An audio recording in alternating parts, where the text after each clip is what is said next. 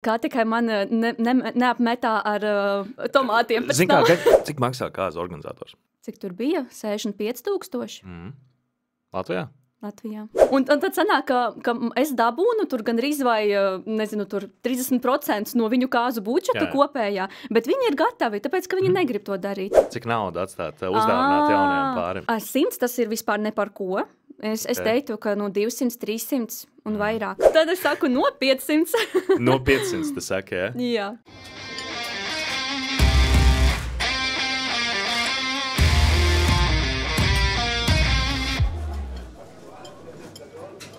Labdien, labs rīts, dārgie draugi! Lielais notikums podcasts atkal šodien sadarbībā ar Nordic Events un Skaņa gaismu. Šodien pie mums ciemos Magic Moments un, protams, Valērija Grigņeva, kas tātad pie mums ciemojās. Čau, Valērija! Čau, Māri! Paldies! Tā kā mēs katru podcastu iesākam ar to, ka mazliet paskatāmies, ko tad par tevi saka internets, tur visas plašās internetārs, tā teikt. Un par tevi ir minēts, kas bija minēts, ka tu dzīvojot Rīgā, bet man liekas, ka tur jau nošāva jau greizi, bet ka tu esi certificēta kāzu organizatora un uzņēmuma Magic Moments dibinātāji. Tātad profesionālo ceļu tavu raksturo radošums, precizitāti un spēja radīt neaizmirstams mirkļus pāriem viņu īpašajā dienā. Un tu esi arī ieguvusi certifikāciju New Skills Academy un apmācības pie Terēzes Borodinas. Tā kā un starp citu ir novadīt vairāk nekā 300 veiksmīgas kāzas, un tātad, tu esi iegūsi arī atzinību kā viena no vadošajām kāzu organizatoriem Latvijā. Tā apmēram Labi, īsumā. Patiesībā diezgan daudz mēli.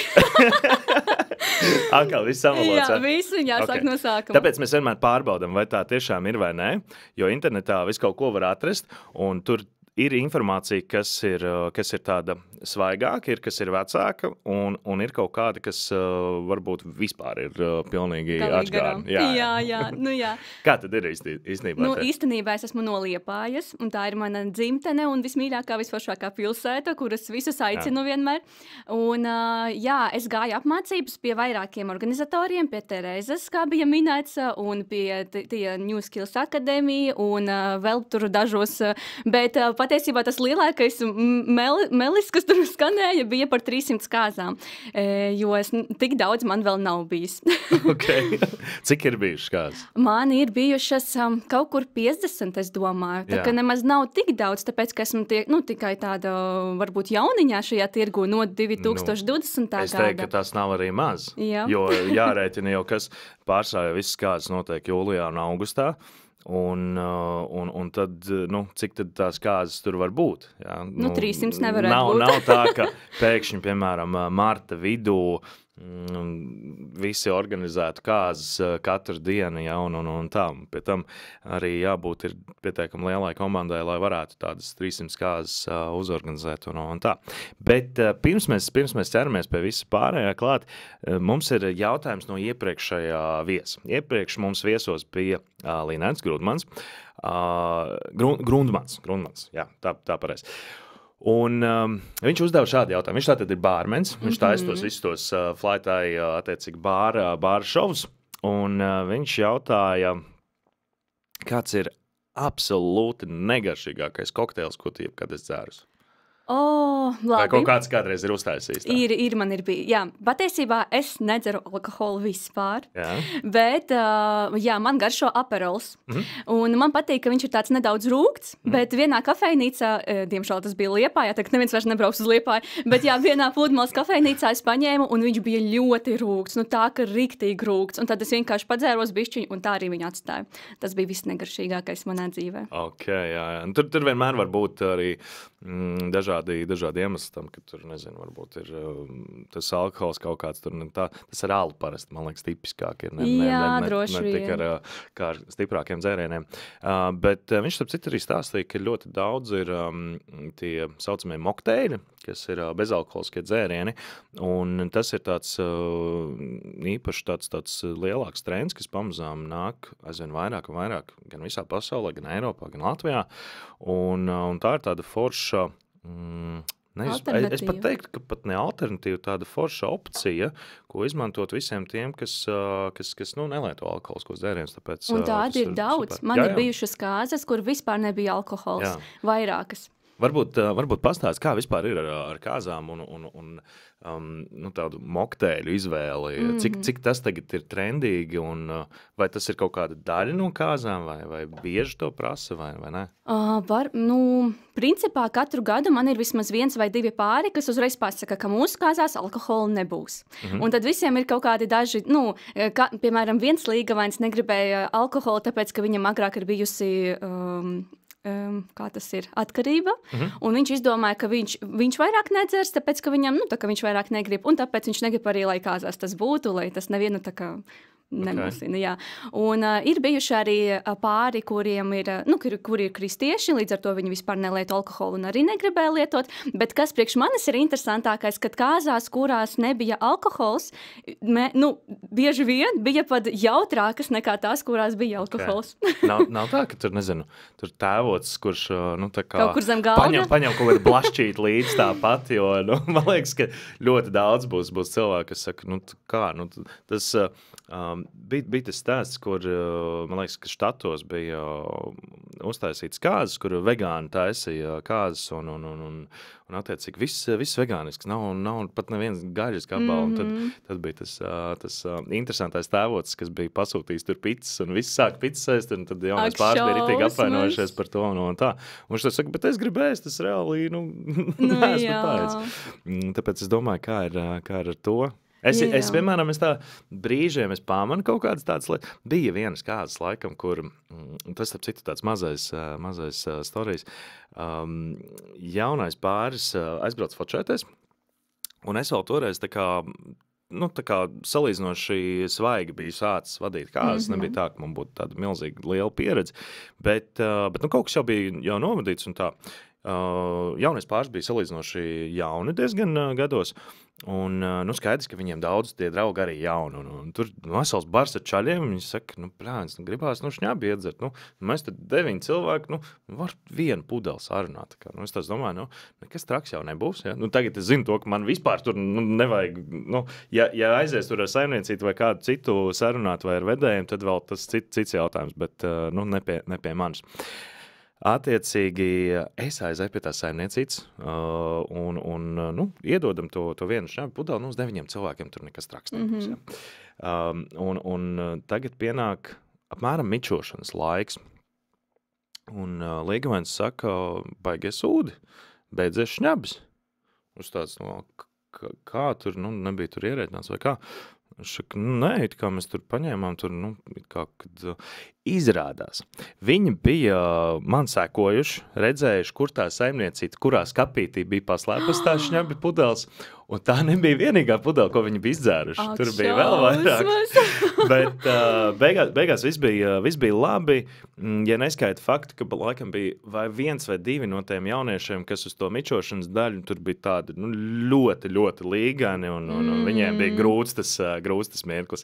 Bet tas kāzas arī bija baigi foršās. Man ļoti patikās gan tas jaunais pāris, gan visi viesi, un tas bija galvenais, bija ka visiem bija jautri. Redz, kā visādi arī sanāk. Tev arī varbūt ir kaut kādi tādi interesanti atgadījumi bijuši vai kaut kādi kuriozi, par kuriem tu gribi pastāstīt? Man nāk prātā 2, kas bijuši tieši man. Viens no tiem, protams, ir saistīts ar lietu, tāpēc, ka mums Latvijā tas ir kaut kas tāds vaiprāts, un viņš var būt, var nebūt, var vispār viskaut kas gadīties. Kurā mēnesī tas bija? Tas bija zinu, ka jūlijā. Daži saka, kad ir kaut kādi datumi vai mēneši vai laiki, kad taču nenalīst. Man bija tā, ka tas pāris baigi uztraucās par šo, un es viņiem teicu, nomierinieties, manās kāzās vēl nekad nav bijis lietus, un tieši bija viņu kāzu dienā, un sanāk, ka viņiem bija ceremonija laukā, mums viss jau bija gatavs, bija ļoti skaists, mums bija arī tādi krēsli, zini, kas ir nevis vienkārši plastmasas, ko varētu ātri notīrīt, bet bija riktīgi mīkstie krēsli. Un viss ir kārtībā, es skatos laika prognozi, viss ir saulains, un pēkšņi es redzu milzīgu pelēku mākoni, un tas nāk. Un es skatos, un es domāju, nevar būt, taču prognozē nav nekas tāds, bet sākās nereāli stipras lietus, pilnīgi tā kā krusa un lietus un vējš, un viss apgāzās. Un es atceros, ka es skatos uz šo visu, un mana pirmā tāda ātrā doma bija, vai tad tiešām šīs būs pirmās kāzas, kas man būs neizdevušās? Bet, protams, ka tad uzreiz mēs saņēmāmies, visu sākām nest iekšā, tur ar fēniem visu susinājām, ātri visu salikām, tur bija otrā zāle, kā plāns B, un beigās viss izdevās, un Līga viņa pati bija baigi uztraukusies, bet kad viņa ienāca zālē un redzēja, ka viss ir gatavs, ka visi ziedi ir vietā, ka, tomēr bija telpās, bet bija ļoti skaisti, un viņa arī pati pēc tam teica, ka viņa tā kā skatījās bildes, kas bija laukā, kas bija iekšā, un teica, ka iekšā pat smukāk, it kā, ka tur tāda, tā forši sanāca. Tas bija tāds viens gadījums, un otrs man bija pašā sākumā, tas bija pašās pirmajās kāzās, un tur bija arī baigā pamācība mana, kā izvēlēties cilvēkus, ar kuriem tu strādā, jo tur bija tā, ka mēs paņēmām konditoru no Latgales. Jā, izklausās labi. Nē, Latgalē forši garšīgi, bet tur ir ļoti arī īpatnēji. Jā, viņiem ir savādāka gaume. Nav tas pats, kas Michelin stāra restorānos. Jā, un mēs atradām, jo tur bija ļoti sarežģīta dizains, tur bija tāda 6-stūraina kūka, 4 stāvi, tur vajadzēja zīmēt ziediņus, un riktīgi, un arī kilogrami, tur bija 120 cilvēki, līdz ar to kilogrami arī bija ļoti daudz. Smaga kūka. Un es atradu to sievieti, kas ir gatava uzņemties, jo daži man pat atteica. Es ar viņu tur sazinājos, mēs visu izrunājām, es tur vēl 4 reizes viņai zvanīju, sūtīju bildes, teicu, mums vajag tieši tā kā bildē. Viņa teica, jā, viss tā arī būs. Un tad es atbraucu kāds dienā, paņem to kūku, arī kļūda, kāpēc es vispār pati vedu to kūku, bet tas ir cits stāsts. Viņa attaisa leduskapi, izņem kūku, un es skatos tālāk leduskapi, jo es domāju, kur tad ir tā mūsu kūka? Viņa jau ir izņēmusi to mūsu kūku, un viņa vispār nav tāda kā bildē. Galīgi nav.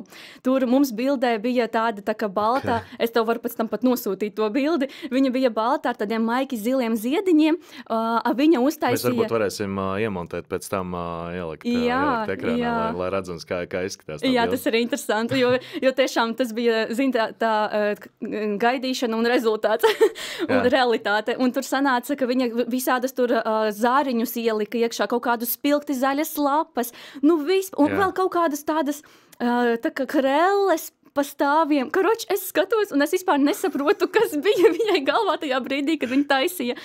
Un protams, ka mēs uzreiz pateicām, ka tas neder, jo pilnīgi ne tas, kā bija bildē.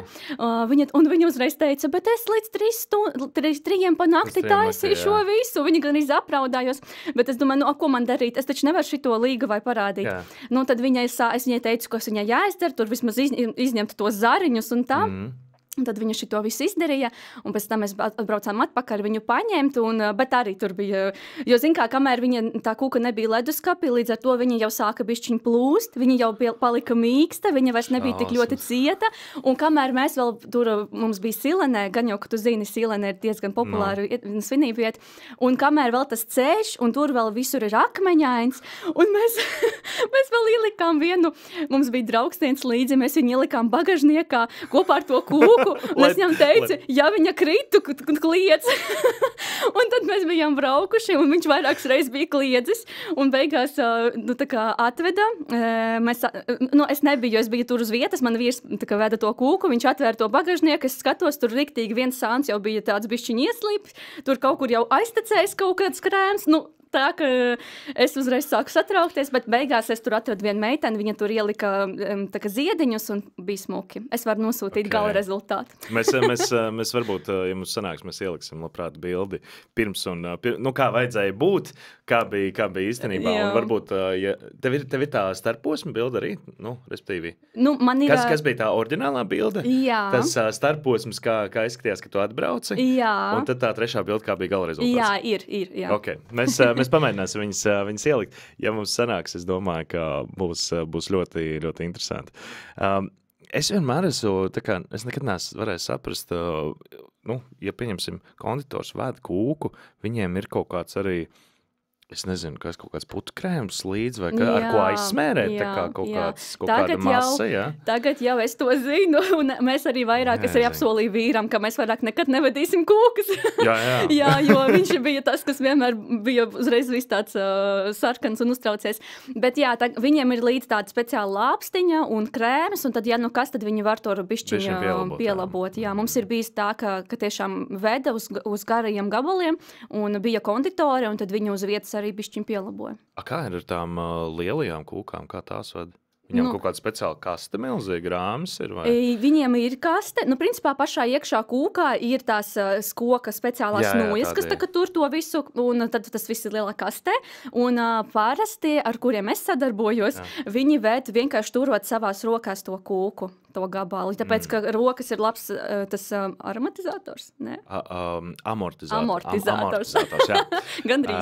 Un tad viņi tā tur. Es kaut kad redzēju, bija, man liekas, taisīt tā kā tās apakšā, tās paplātītas, un viņam tādas milzīgi skrūvis cauri kaut kādām lielajām kūkām, kuras tā kā vada. Mēs runājām ar šitiem te vieniem no ēdinātājiem, viņi saka, kaut kāds baigais jaunais trends, un kāpēc vispār tas viss ir kā un tā.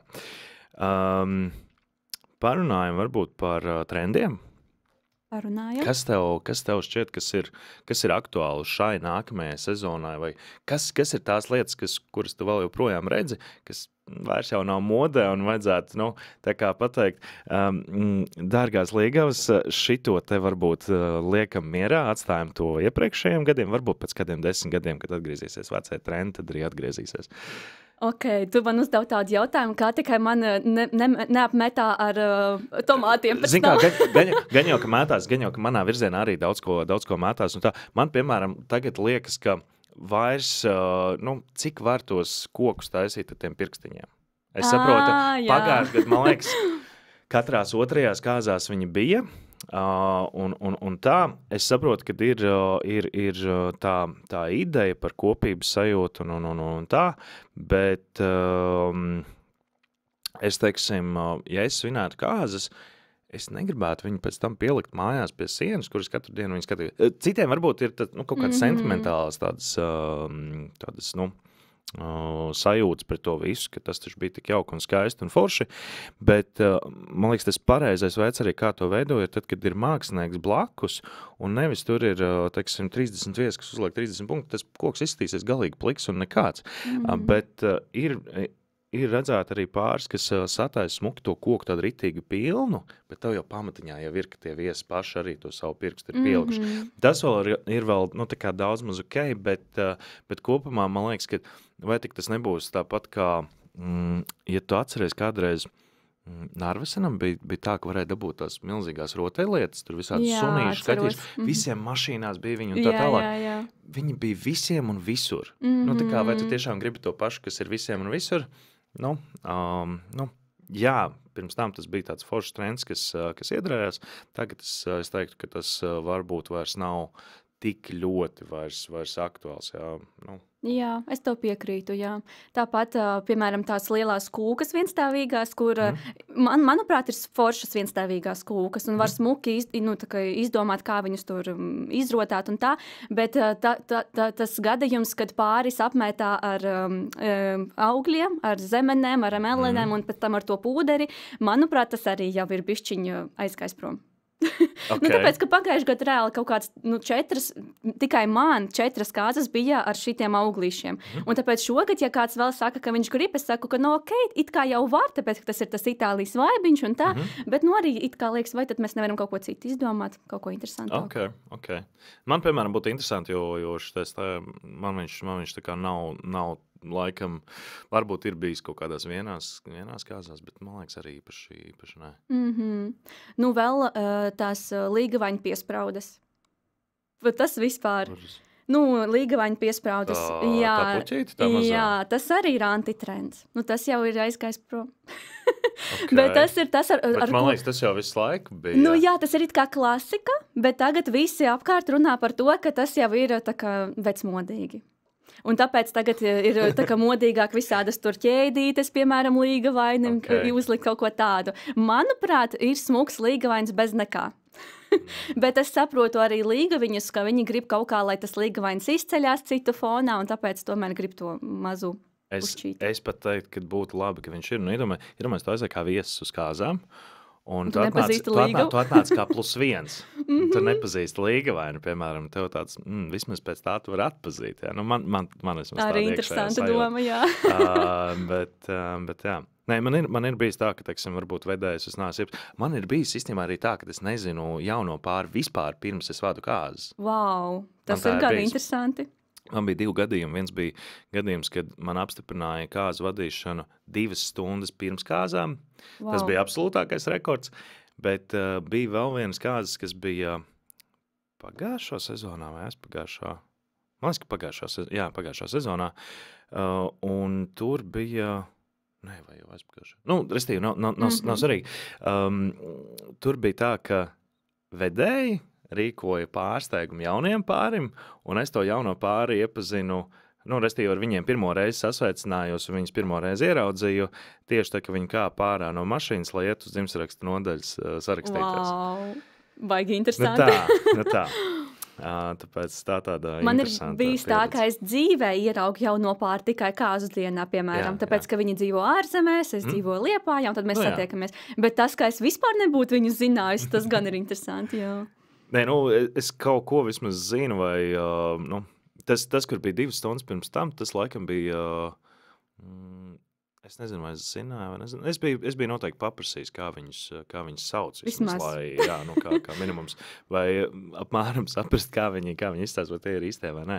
Bet tas arī bija absolūti kolosālākās kāzas, ļoti, ļoti, ļoti foršs un interesants bija. Kas vēl no trendiem tāds interesants ir? Nezinu, vai tas ir trends, bet tas, ko man liekas, kas būs visās kāzās šovasar, piemēram, ir tas polaroids un viesu grāmata.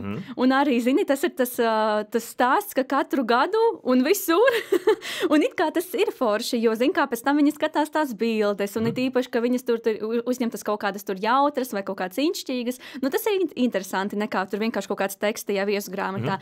Bet man arī liek, es tā kā mēģinu pārus uz kaut ko jaunu tomēr virzīt, ka varbūt mēs kaut kā varam izdomāt kaut ko jaunu, kur ir šitāda ideja, kur ir šitāda ideja. Tad kāds tur piekrīt, kāds nē. Man bija viena līgava, kura gandrīz piekrita, bet beigās nepiekrita. Viņi bija tādi ļoti interesanti, tā kā pankroki cienītāji, un mana ideja bija, lai vakara beigās viesi kaut ko uzraksta uz viņas kāzu kleitas. Okay. Un viņa nosāka... Tā kā uz ģipšiem parasti raksta. Jā. Un tāpēc, ka viņai arī stiliņš tāds bija. Un viņa nosāka un teica, ka izklausās forši vai jā, bet beigās viņa padomāja, ka labi, tomēr nē. Un tad mēs tur savādāk izdomājām. Okay. Labi.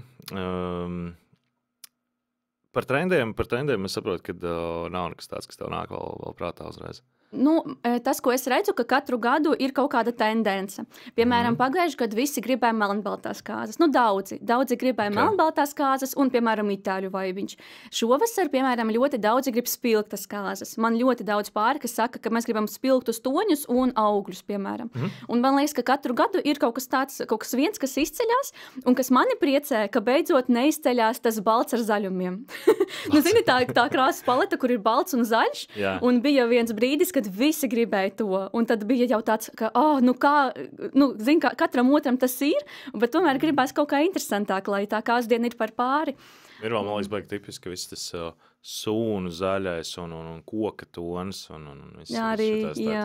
Bet vai tik nebija tā, ka šogad gadi krāsa bija tas bēšīgais, moka kaut kas tāds. Būs 3 kāzas moka toņos. Jā, un pagājuši gadu, vai aizpagājuši gadu, restīvi, jā, man liekas, aizpagājuši gadu jau sanāk, bija tas rozā tonis. Varbūt, es neatceros. Kā gadu tonis. Vai pagājuši gadu, es saku, es jaucu bešiņ, kurš gads.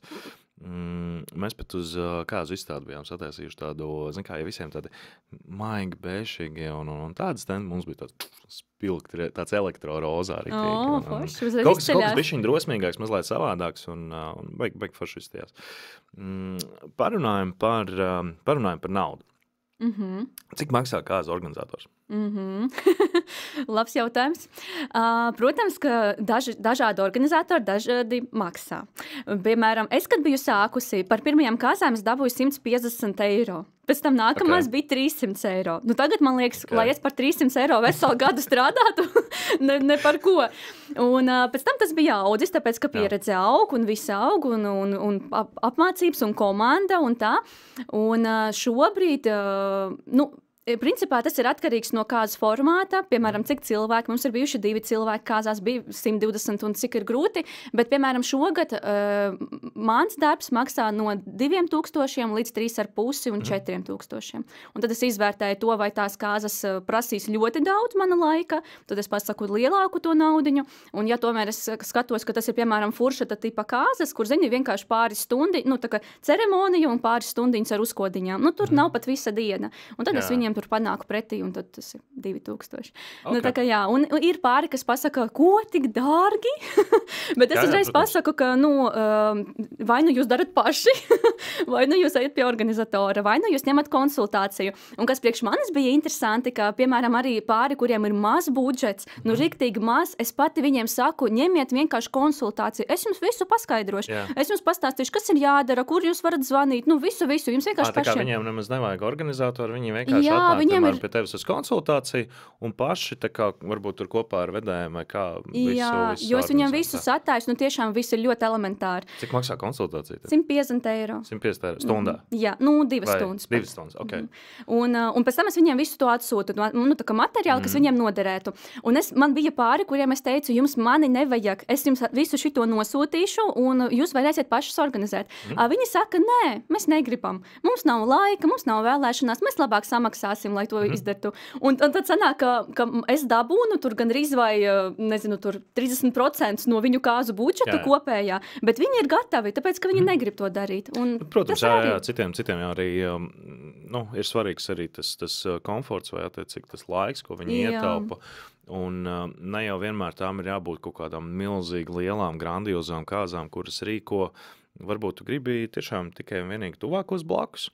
Un tādas foršas skaistas kāzas, kuras var attiecīgi, uz kurām tu gribi pēc tam atskatīties katru gadu, nevis tā kā kaut kur, piemēram, kaut kā Indijā, un tur 100 vai 1000 cilvēku un tā.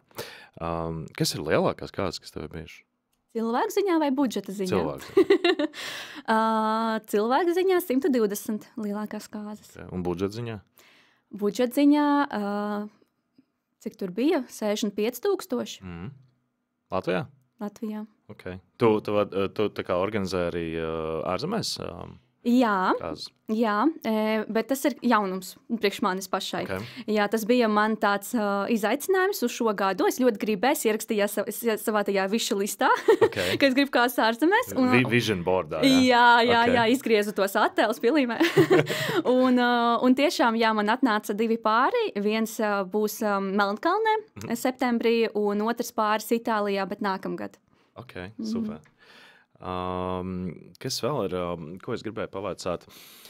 Daudz bieži vien saka to, ka priekš kam tad mums kāds organizatoru, mēs taču paši varam tur lētāk uztaisīt un tā. Kāpēc ir vajadzīgs kāds organizators vispār? Par šito es varu runāt stundām. Iedod varbūt tādas galvenās lietas, kur cilvēki bieži vien varbūt pieļauj lielākās tipiskākās kļūdas vai ko nesaprot. Līdzīgi kā, teiksim, bāriem ir svarīgi, ka tev, teiksim, varbūt ir skaists bārs ar bārmeni garšīgiem kokteļiem, nevis salikts pudeles uz galdiem, kur ir visas tās milzīgās kolas pudeles un viss, kas nepārāk visiem, vai silts šampanēts uz galda, kas priekš kā viņš tur vispār stāv. Jā. Ir daudz iemesli. Es teiktu, ka viens no būtiskākajiem un arī kāpēc pāri beigās izvēlās organizatori, tā ir tā drošības sajūta, ka viņi saprot, ka nebūs jāskraidā kādas dienas laikā un nebūs kaut kas jāglābj, tāpēc, ka būs cilvēks, kas izglābs to viņu vietā. Tas ir tāds viens, man liekas, svarīgākais punkts. Par to budžetu, bieži vien jau tie pāri, kas paši organizē, viņi vai nu vispār to budžetu beigās nesaskaita pareizi, vai nu beigās sanāk tā, ka viņiem liekas, ka viņiem tur sanāk šitāda summa, un tad nedēļa pirms kāzām sanāk, ka tomēr 2 reizes vairāk. Kur ir tipiskākā kļūda budžetā? Piemēram, daudz ir svinību vietām, visādas tādas nianses, ko viņi nevienmēr pasaka, vai arī tas pāris domā, ka, piemēram, apkalpošana, ietilpst tajā, samaksā. Patiesībā tas nāk papildus. Vai arī apkalpošana no pusnaktī sākās jau ar citu summu. Un tad sanāk, ka tas viss kopā saskrien, tā pati korķa nauda. Daži neuzprasa.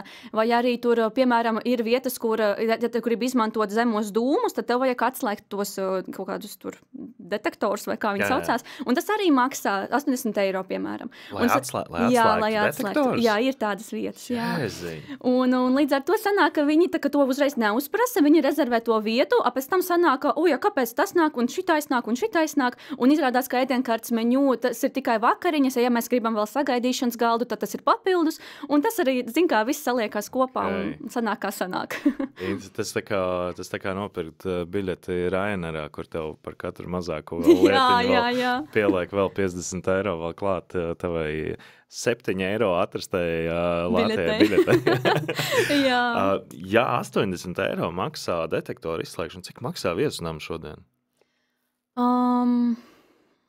Smuki, tādi forši, kaut kādi 3000, 2,5. Tas uz cik cilvēkiem?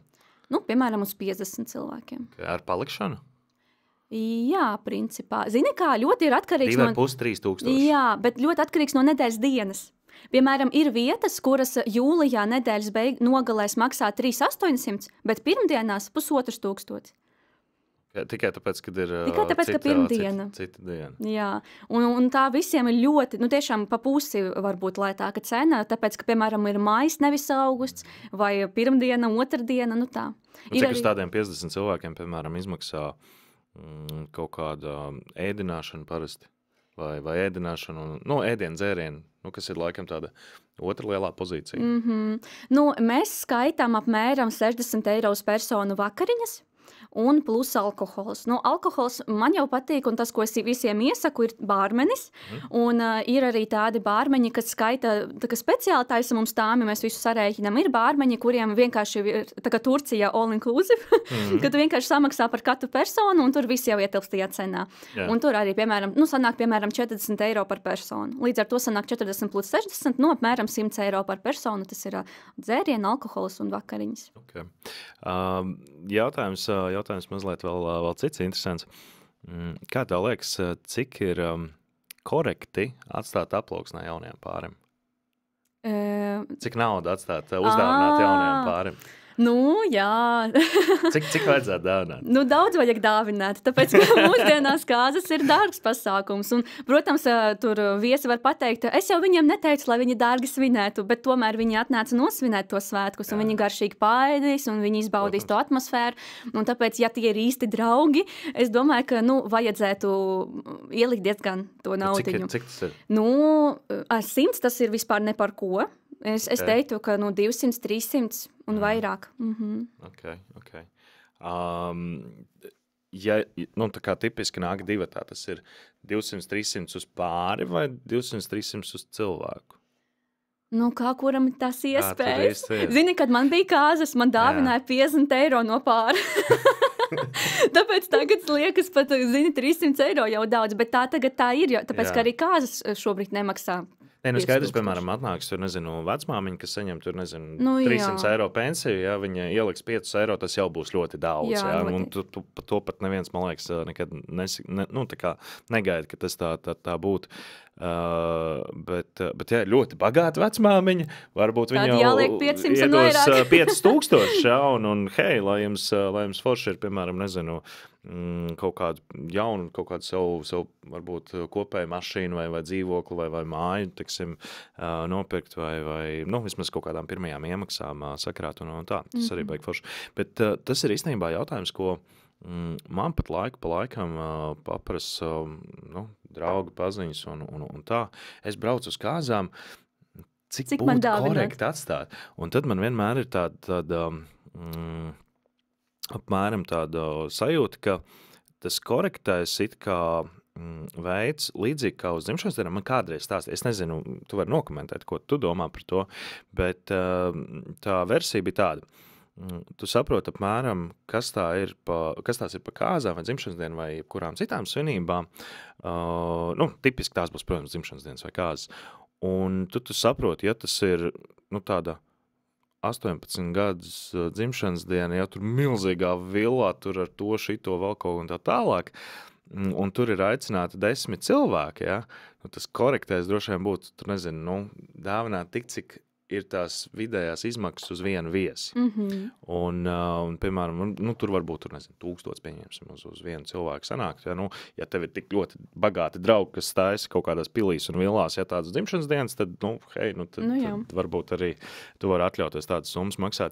Bet kāzās, man liekas, cik vidēji sanāk izmaksas, tu esi reiķinājis kādreiz, tas vidējās izmaksas uz uzaicināt to viesu skaitu? Nē.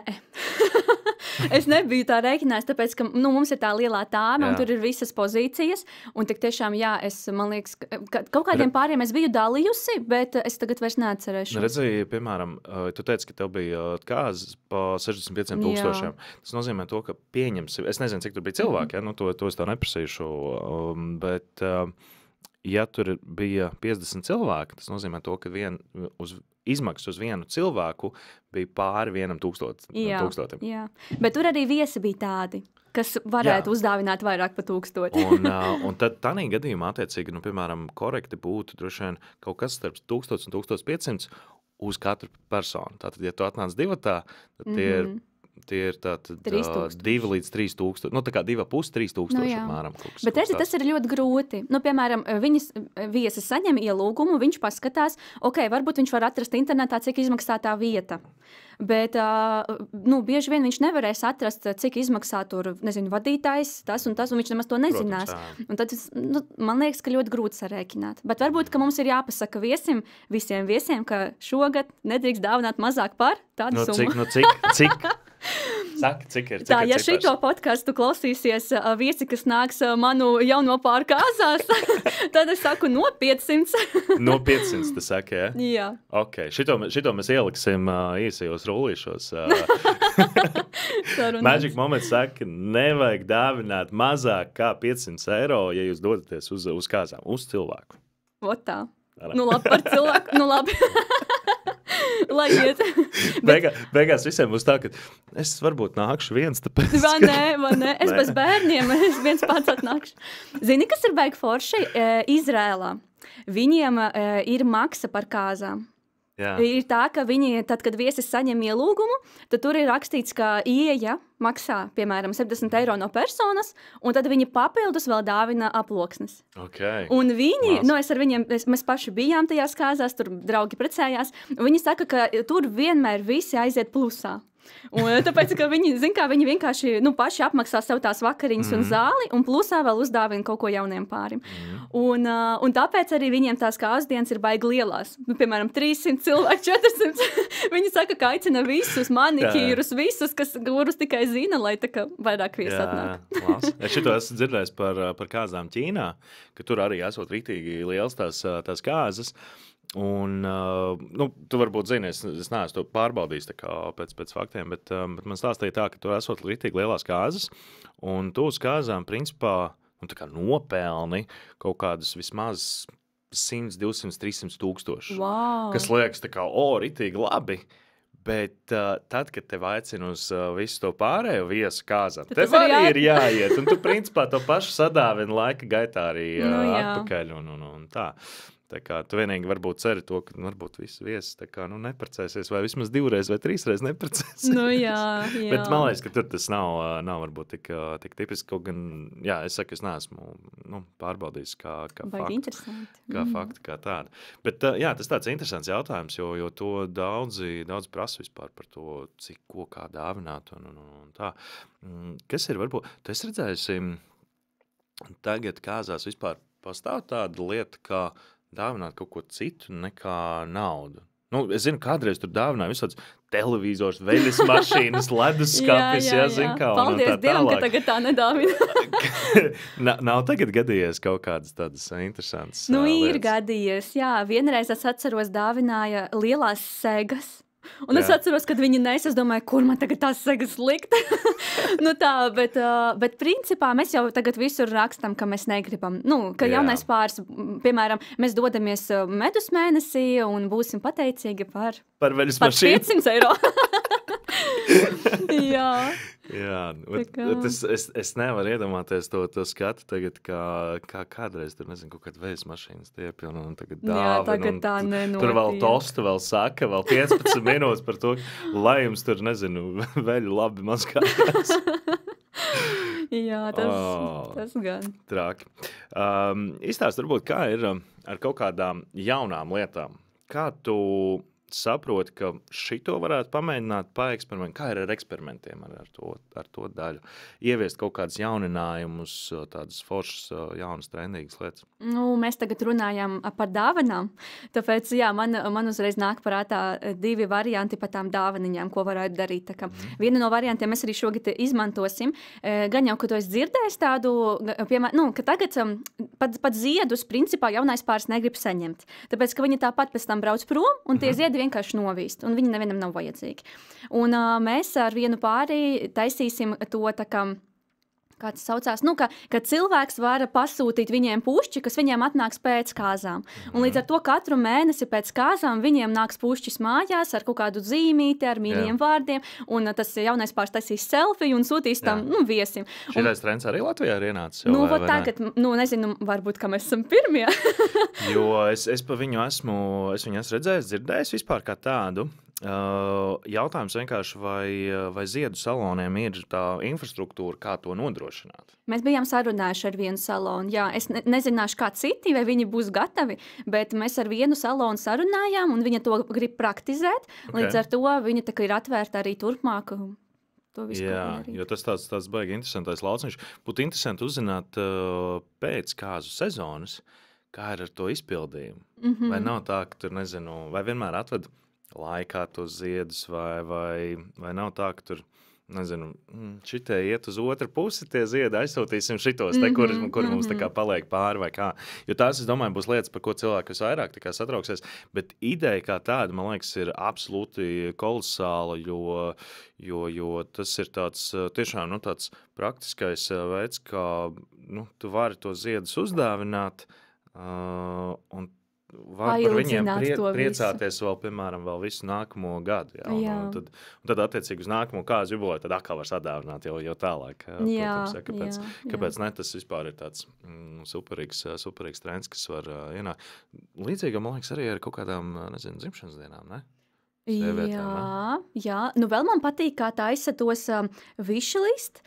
Un, ka, piemēram, ja tu negribi prasīt naudu no viesiem, tad tu vienkārši nosūti viņiem tādu, piemēram, kaut kādu saiti, linku vai QR kodiņu ieliec, un tur, piemēram, ir sāraksts ar visu, ko tu vēlies.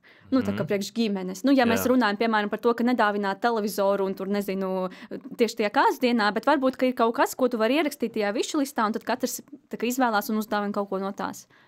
Un tad tas no saraksta tā kā izņemās ārā, ja kāds jau ir piemēram, var ķeksīt uzlikt, lai citi arī varētu redzēt. Tāds online saraksts. Bet šito mēs vēl neesam realizējuši. Es zinu, ka dzimšanas dienā šī tā taisa. Es esmu par kaut ko tādu dzirdējis, bet laikam tāds...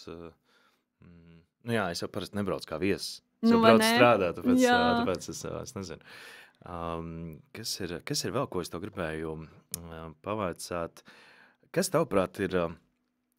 bezjēdzīgākā pozīcija kāzās, ko bieži vien grib ielikt, Nu, piemēram, varbūt fotogrāfs nav vairs vajadzīgs kāzās, vai vakar vadītājs nav vajadzīgs, mūziķi, nu, tur vai ir, vai, nu, kas ir tas, kas ir varbūt, nu, tāds, nu, ne ļoti vajadzīgs? Es teiktu mašīna. Mašīna? Jā, auto. Nu, jo bieži vien to mašīnu neviens neredz. Nu, labi, ja mēs runājam par komfortu, tad jā, vai arī ja jaunajam pārim nav mašīna, nu, tad, protams, ka vajag kaut kādu iznomāt. Bet, ja, piemēram, tur viņi grib kaut kādu super dārgo, it īpaši, ja budžets ir maziņš, bet tur, nezinu, ļoti viņi grib kaut kādu tur retro mašīnu, kas izmaksā ļoti daudz un kas ir neērta, nu, manuprāt, tas ir vispār nevajadzīgi. Labāk. Cik ilgu laiku parasti ņem mašīnu vispār? Mēs parasti skaitām no pirmās tikšanās brīža, sanāk, ka līgavainis ierauga līgaviņu, un tad viņi dodas tajā fotosesijā un līdz ceremonijai. Jā. Un kaut kādi tur 4 stundas parasti. Okay. Cik izmaksā tāda mašīna? Nu, 600 eiro, 700. 600-700 eiro. Man ir žēl to naudu. Nav slikti.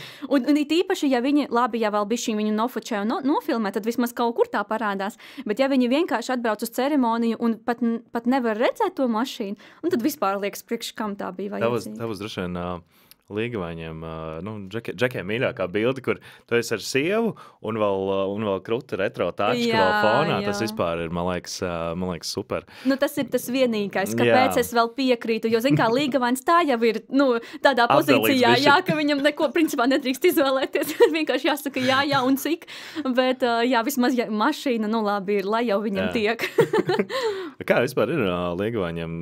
Nu, tā kā tu saki, līgavains vienmēr saka, jā, galvenais, ka sieva priecīga un tā.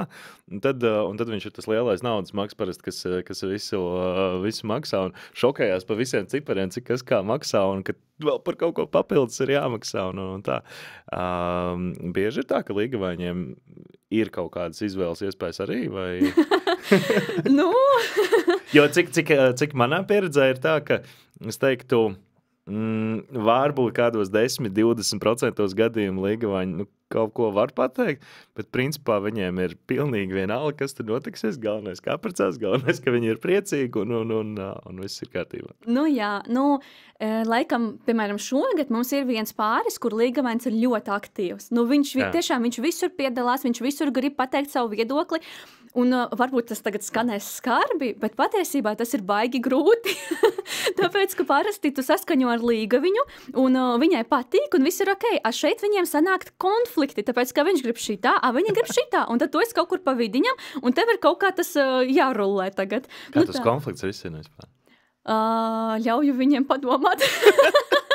Atliekam šo uz nākamo tikšanās, jā, tāpēc, ka man ir bijuši gadījumi, kad mēs, piemēram, Zoom tajā zvanā, viņi sāk strīdēties, un zin kā, un tu sēdi, tev ir tik neērti, un tad es kaut ko tā kā mēģinu kaut kādu kompromisu atrast, bet ja es redzu, ka nesanāk, tad es pasaku, labi, tad pēc šitā jautājuma vēl atgriezīsimies. Ir bijis tā, kad, teiksim, tu saki, jā, tur būs kāzas un tā, un ka viņi ritīgi tā kā sastrīdās tik daudz, kad, tā kā pasaka, mēs nemaz neprecēsimies.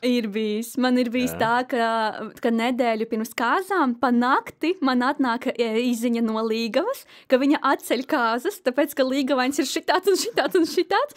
Un es jau, kad izlasies, domāju, labi, ir, zin kā, gan jau, ka nomierināsies. Un tad nākamajā dienā viņa uzrakstīja, ka viss ir kārtībā. Kāzas tomēr būs. Man bija šosezona pirmās kāzas laikam, kur laikam viņi tomēr tā kā salīga mieru. Bet beigās tomēr tā kā kāzas atcēla. Žēl. Vai, es nezinu, varbūt pārcēla vai ko. Jā, vai paņēma savu laiku padomāt. Bet jā, tā ļoti interesanti. Un katru gadu ir kaut kā tad baigi interesanti tādi jaunumi, kur kaut kas tā kā tāds pilnīgi savādāks notiekās nekā līdz šim ir bijis. Līdzīgi kā tu teici par to, ka lietus līst, ja? Laikam bija pirmajā sezonā toči nekad nelija lietus. Un nākamajā sezonā varbūt bija 1 vai 2 kāzas, bet lietas apmēram līdz tad, kad mēs bijām jau iekšā, jau vakar daļā, kur tas vispār netraucēja. Tāpēc, ja tā skatās, tad man diezgan veiksmīgi, kā parasti ir ar tiem laikapstākļiem, bija arī šitajā vasarā 1 kāzas, kur noteikās ceremonija, un pirms ceremonijas mēs skatāmies, it kā tur varētu būt kaut kas, jā, bet tieši uz ceremonijas laiku viss noskaidrojās, viss noslēdzās ceremonija. Vecāki paspēja apsveikt, neviens cits nepaspēja apsveikt, sāka rītīgi gāzt, un mēs visi skrējām iekšā, bet bija arī tādas ļoti, ļoti foršas kāzas un skaistas un tā. Nu, labi, ka beigās sāka līt, nevis sākumā.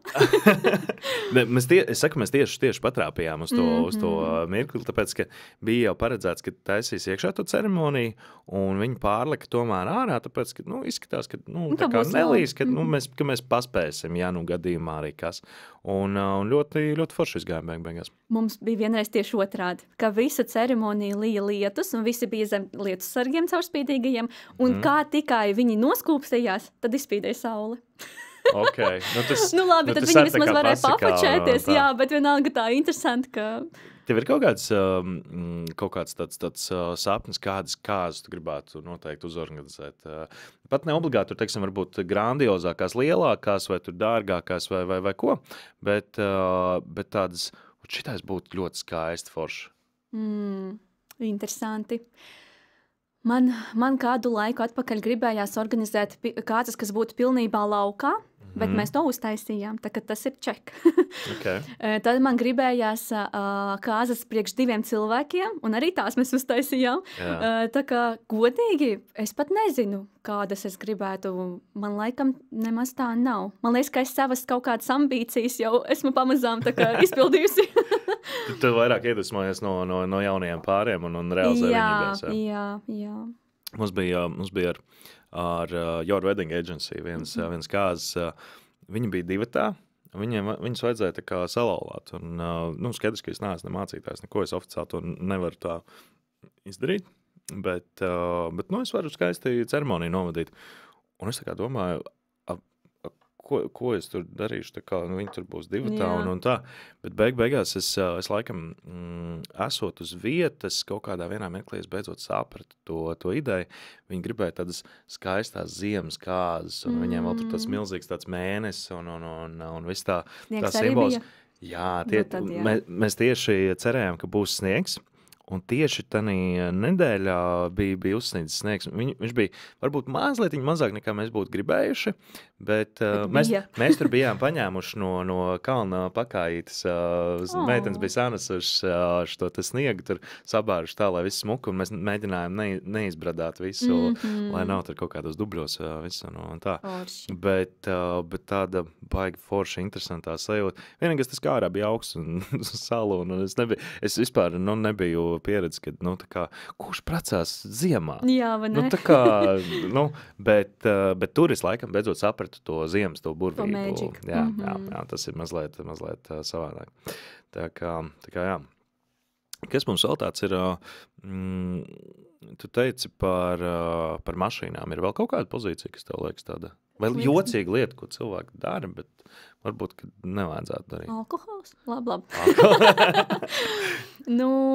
Nē, es tagad mēģinu atsvaidzināt atmiņā mūsu to tāvi pa pozīcijām. Aha. Un man liekas, ka viss, kas tur stāv, tas viss arī ir svarīgs. Zini, kā uz līgavas make-upu tu neekonomēsi. Kaut gan Itālijā, piemēram, iedomājies, make-upiņš ar frizūru izmaksā 600 eiro. Man bija līgaviņa, kas... Tikai Latvijā? 200 apmēram. Es vienkārši par make-up es nezinu. Jā, bet 600 eiro. Es, kad uzzināju, domāju, tu cik dārgi. Es labāk pat uzkrāsošos. Varbūt jābrauc turien krāsot, zin kā kādu. Jā. Bet tad viņi ved no Latvijas parasti kādu.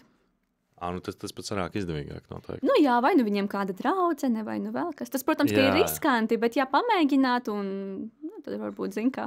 Es iedomājos to expectations versus reality. Kā ar to kūku.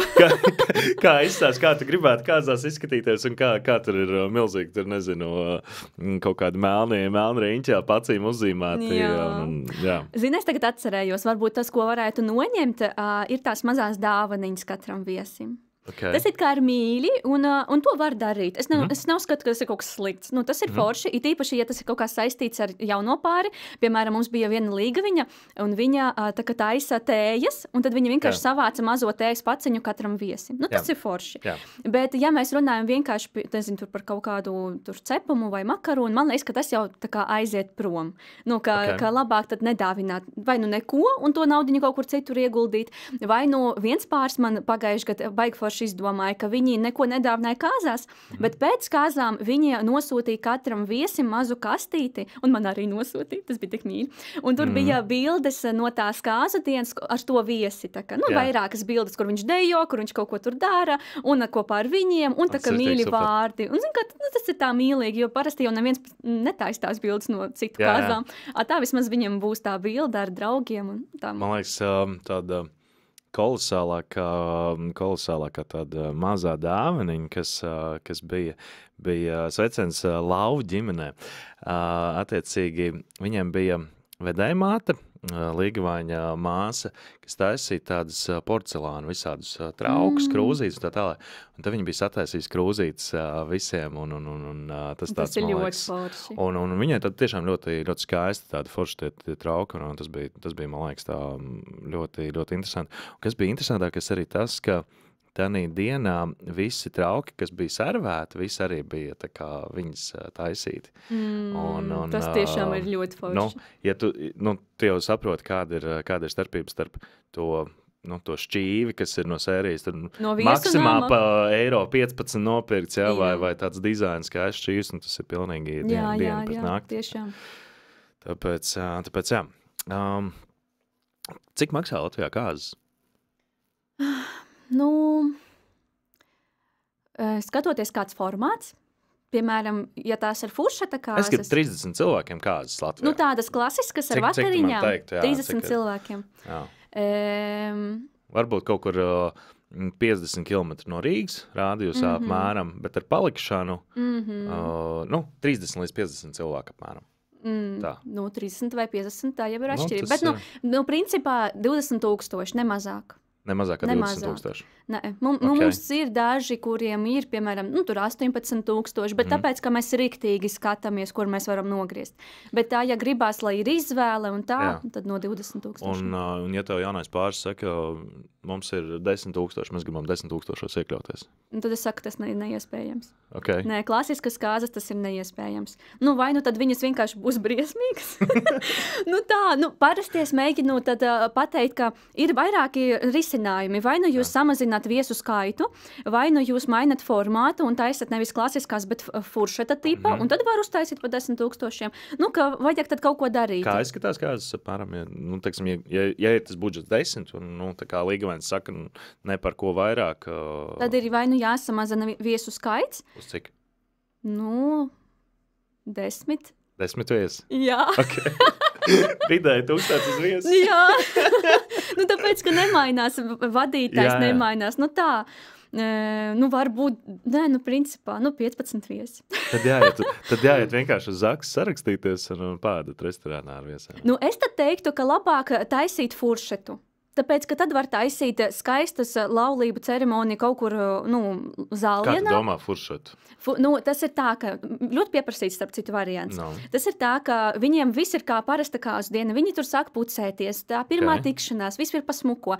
Un tad viņiem ir tā izbraukuma laulību ceremonija, un tad pēc tās uzreiz visi viesi paliek tajā pašā vietiņā, un tur ir vienkārši uzkodiņš, šampanietis, mūzika fonā, nav vadītājs, vienkārši interaktīvās zonas, un viņi paši darbojas 2-3 stundas. Un tad brauc mājās? Un tad brauc mājās. Bez palikšanas? Bez palikšanas. Okay. Tad jaunais pāris brauc, piemēram, tur kaut kur spā vēl, un tā, un pārējie viesi tā, ka brauc pa mājām. Un tad var iekļauties. 10 000 var, pat mazāk, principā var. Cik ir tas mazāk? Man šogad... 5 ar kāds var iekļauties? Mums sanāk 7. Tur atkal jautājums ir, cik ir viesu skaits? Jā, piemēram, mums šogad būs furšeta tipa kāzas uz 30 personām aiz Rīgas, un mums sanāk 7 000. Citu, tu zini, cik citi rēķina, cik viņi iztērēs kāzām? Ja? Es esmu dzirdējis, ka daži pat ņem kaut kādus pat aizdevumus, lai varētu kāzas uzorganizēt un tā, jo tas ir parasti Līgavām, jo tas svarīgākais mirklis, kurš ir tur jāizdzīvo līdz pēdējiem. Un tu esi rēķinājis arī, vai tu zini apmēram, cik viesi parasti sadāvina jaunajiem pāriem? Tu esi prasījis to? Nē, es neprasu. Man liekas, tas kaut kā neētiski, bet man ir bijuši pāri, kas teica, ka, piemēram, mums kādas ir atmaksājušās. Tad es domāju, super forši. Ir bijuši pāri, kas saka, nē, mums tur pat puse nesavācās. Jā, bet viņi tā normāli to uztver. Viņi saka, mēs to zinājām, mēs priekš sevis svinējām. Ir arī tādi pāri, kas pasaka godīgi, ka viņiem atmaksājās kāzas tikai pateicoties vecākiem. Un tas arī ir forši. Zini, kā vecāki sadāvina, tīpaši ja vienīgais bērns un ilgi gaidīts pasākums. Kaut kā tā. Jā, jo tas ir, man liekas, baigi interesanti saprast, kā ir vispār ar to izmaksu pozīciju, jo, būsim godīgi, tādi, pieņemsim, lieki kaut vai 10 000, ja? Tur pat neiet runa par 20-30 tūkstošiem, ja? Kur jau var sākt tur, teiksim, 30-50 cilvēku kāzas, teiksim, tādas klasiskas, teiksim, varbūt uzorganizēt. Tad tie paši 10 000, tā ir arī daudziem cilvēkiem tāda, salīdzinoši diezgan liela summa, ja? Kur tā kā varbūt ir jākrāj pat varbūt vairāki gadi un tā. Un es esmu dzirdējis arī vairākus jaunos pāris, kuri saka, mēs negribam taisīt visu to lielo ļembastu ar visām svinībām un visu un tā. Mēs drīzāk paņemam to naudu. Aizbraucam ceļojumā? Nē, pat ne ceļojumā. Viņi var arī, protams, ceļojumā aizbraukt, bet viņi paņem to naudu, ko viņi ieguldītu kāzās, viņi ieliek, piemēram, pirmajai iemaksai nopērk savu māju, ja? vai automašīnu nopērk tādas lielās lietas, kur tev, kā jau klasiski, tev vajag māju, mašīnu, ģimeni, sievu, bērnus un tā tālāk. Un citreiz pat vēl to naudu, ko sadāvina, ja uztais tādu nelielu ceremoniju, ja, vai attiecīgi, tā kā tu saki, tā kā fuša tipu un tā, tad par to naudu vienkārši, kas paliek pāri, tad attiecīgi aizbrauc štajā te, medus mēnesī ceļojumā, ja, tur varbūt jā, man jau liekas, ka tas medus mēnesis, reti, kad ir mēnesis, vai reti, kam ir mēnesis, jā, tur pārsvarā tiešām ir kaut kāda varbūt nedēļa vai 2 Bet tas vēl labi, ja ir tā nedēļa, ir tie, kas zin kā ļoti daudz uz tām kāzu dienas iztērē, ka pēc tam vairs nav par ko braukt. Arī žēl. Jā, tas ir tā interesanti. Tev ir vēl kaut kas, ko tu gribēji izstāstīt tādu interesantu, ko... Nē, laikam. Par ko līgās parasti nerunā. Jo mēs pamazām tuvojamies noslēguma daļai. Un ko es gribēju vēl pavaicāt, ir viens jautājums, kuru labprāt mēs uzdot nākamajam runātājiem, nākamajam viesim mūsu. Tas var nebūt saistīts obligāti ar pasākumu nozari, bet varbūt tev ir kaut kas tāds, ko tu labprāt pavaicāt nākamajam. Jā, tomēr būs saistīts ar pasākumu nozari. Būs tomēr ar pasākumu nozari saistīts. Jā, jo es pati biju aizdomājusies par šo jautājumu, tāpēc es uzdošu to nākamajam. Tātad, ja tu nenodarbotos šajā kāzu sfērā ar to, ar ko tu tagad nodarbojies... Tā nav kāzu sfēra, tas ir pasākums sfēra. Labi, pasākums sfēra, jā, pasākums. Tad ar ko tu nodarbotos? Piemēram, ja tu esi tagad fotogrāfs, ja tu nebūtu fotogrāfs, kas tu gribētu būt? Dekorators, organizators, nezinu, tur viesunāma īpašnieks, tā. Ok, super. Šitais, es domāju, būs interesanti. Un, ja es pārējais saprotu, tad mums arī, ja nekas tur nemainīsies no plāna, tad mums būs arī ļoti interesants tāds jaudīgs nākamais runātājs. Tā kā bija interesanti forši ar tevīm parunāties. Lai teikšu tev lielu paldies. Mēs savukārt skatāmies lielais notikums epizodes sadarbībā ar Nordic Events un Skaņa gaisma. Droši piespiežam arī visas subscribe pogas un paskatāmies arī visus īsos video, kas mums ir sociālos tīklos. Tā kā tiekamies jau nākamajās epizodēs un lai visiem forša diena. Čau!